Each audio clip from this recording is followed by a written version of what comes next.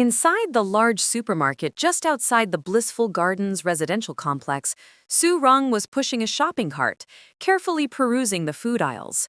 Her goal this time was to stock up on 2 months' worth of supplies, ensuring she could safely get through the summer.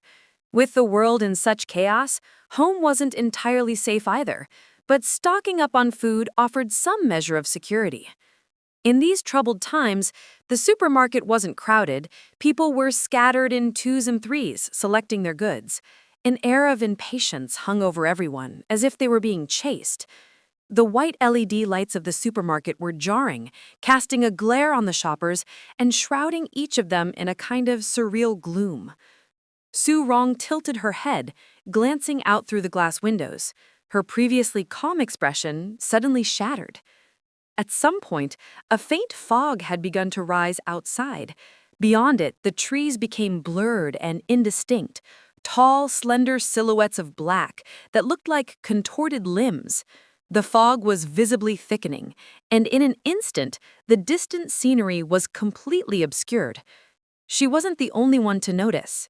An older woman nearby wore a horrified expression, her voice shrill and trembling slightly. "My heavens! Where did all this fog come from?" The moment the woman spoke, Su Rong was already pushing her cart, quickly weaving past the other shoppers toward the checkout counter. But the cashier, who had been standing there just moments before, had vanished. Not only that, but through the glass doors, the outside world was a wall of white fog, so thick you couldn't see your hand in front of your face. It had completely enveloped the supermarket.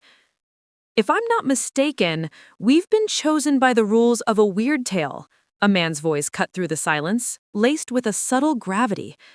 Su Rong spun around. Standing just behind her to the right was a tall man in a charcoal gray sweater. He held a shopping basket in one hand, his gaze fixed on the dense fog outside. "How do you know that?" she asked, though a part of her already believed his assessment. As if confirming her thoughts, the man sighed. "Because I've encountered one of these weird tales before. It was just like this, an inescapable fog outside. No matter which way you walk, you always end up back here. Unless we can navigate its rules, we'll either be corrupted by it or we'll be trapped here forever." By now, a few others had gathered around the man. A girl in a long yellow dress, also pushing a shopping cart like Su Rong, the older woman who had first cried out about the fog, a beautiful, long-haired woman holding a shopping basket, and a trendy-looking youth with blue-dyed hair clutching 2 bags of potato chips and a box of hair dye. Of course, the youngest person here was Su Rong. She had only recently celebrated her 18th birthday, finished her university entrance exams, and had even been accepted into Q University, the nation's top institution. "Just because you say so?" the blue-haired youth retorted defiantly. "For all we know, you're the one who created this fog."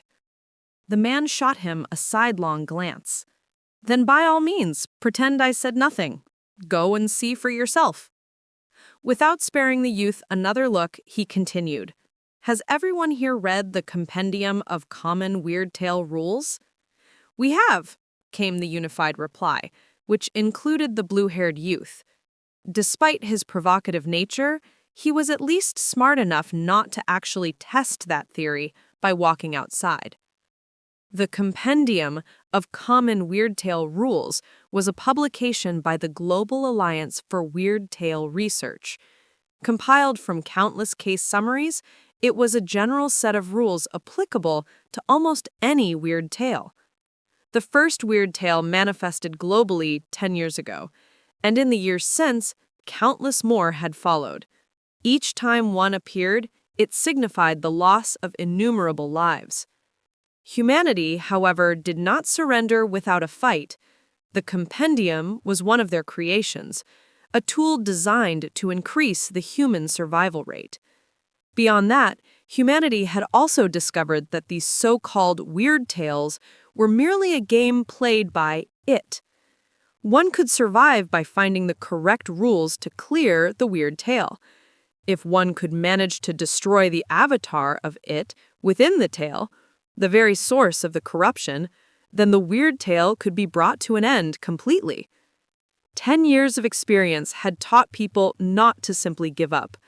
While they would still curse their bad luck upon encountering such a situation, at the very least, they no longer fell into despair. The man nodded, pulling a blue identification card from his pocket. It was military ID. "My name is Wang Zhenghua. I'm a retired soldier, and I've survived a weird tale before." Those 2 short sentences were enough to earn them everyone's respect. To efface a weird tale and still be standing here before them meant he'd cleared it. No matter how harrowing the circumstances had been, the mere fact that he was still alive was worthy of reverence. What's more, he was a soldier, a guarantee of his character. Immediately, the group regarded him with a mix of 70% respect and 30% trust, at least on the surface. No one else seems to be arriving. It looks like this weird tale has only chosen the 6 of us. Su Rong noticed that the eyes of the girl in the yellow dress were already red-rimmed as she wiped away a steady stream of tears. She wasn't the only one. The expressions on the faces of the others were as grim. Even Su Rong couldn't help but sigh. Why did she have to be chosen, time and time again? Wang Jiangwo knew that everyone was feeling uneasy, but there was nothing to be done.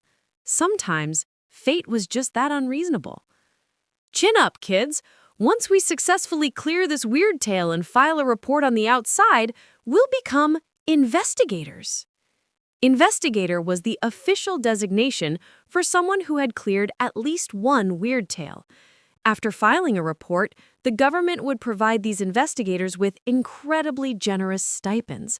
A select few might even be invited to join the Weird Tale Investigation Bureau, setting them on a fast track to a new life.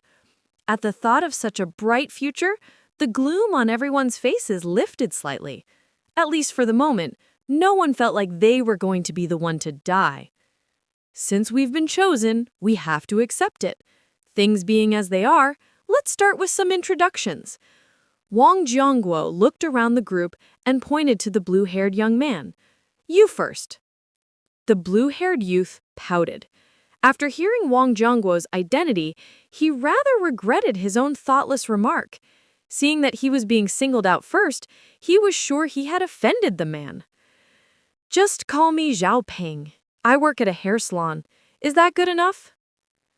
After he finished, the long-haired beauty beside him tossed her hair. Su Rong, standing behind her, could catch the faint scent of shampoo mixed with the delicate aroma of coffee. "My name is Min Jing Yi. I'm currently running my own business. I opened a coffee shop. If we can get out of this alive, I'll treat everyone to free coffee." Her words managed to slightly ease the tense atmosphere. Getting out alive. That was the shared hope in all 6 of their hearts. "I'm Li Hui, a resident of the complex. I'm 50 this year, just retired. I used to be a factory worker." The slightly plump older woman introduced herself, her face etched with weariness. Anyone who had just retired, finally able to enjoy time with their family and grandchildren, would find it hard to remain calm after being suddenly dragged into a bizarre place like this. Next was the girl in the long yellow dress. She wore a pair of clear-rimmed glasses, which she had taken off while wiping her tears. Her eyes, red and swollen like a rabbit's, were pitiable. "My name is Huang Tao. I'm an intern at an elementary school. Sob, I was just coming to buy cat food. Why did I have to be so unlucky?" Her shrill cries made the vast supermarket feel even more terrifying. If it were any other time, the others might have felt some sympathy. But in a place like this, where everyone was struggling to save themselves, no one had the luxury of comforting her.